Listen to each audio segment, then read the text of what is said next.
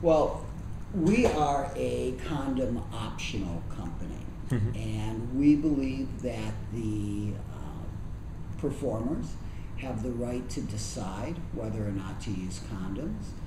If they decide to, we have no problem with it. That, along with the testing that is in place and has been in place for several years, we feel is the equivalent of condoms. So that is our stance. I can tell you this, when there was a time when we were mandatory condom, before we felt that the testing was adequate, and I would say that it certainly does impact sales by probably 30%. The vast majority of performers don't use condoms, and it's because they feel more comfortable without condoms, and they feel that the testing is adequate. Condoms break, okay? And the FDA says that 1 in every 10,000 condoms could break, number one. In the last 4 years, 2 people have tested positive.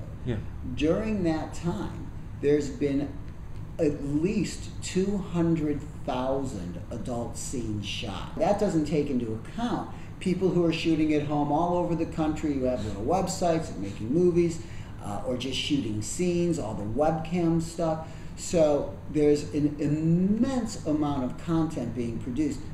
2 people have tested positive.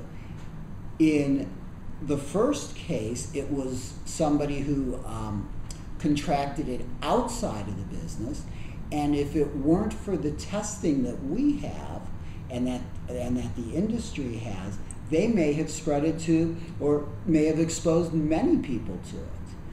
First of all, there is no question that the industry will leave California.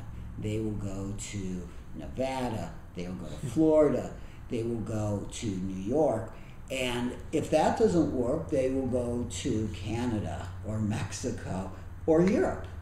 The performers are tested every 30 days.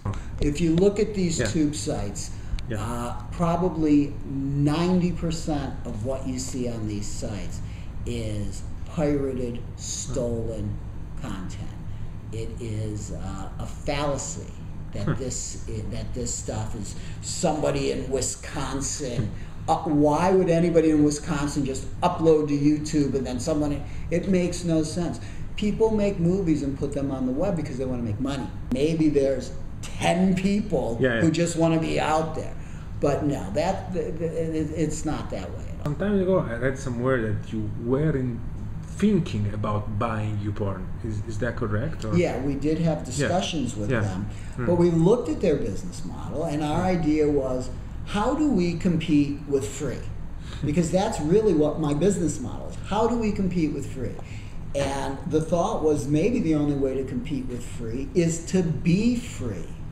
So there is a line of thinking that says, do we change Vivid.com and make it a free site and have it advertiser supported, take our traffic, move it other places, get paid for it? Is that a real business model? And someday it may be, but as of now it's not.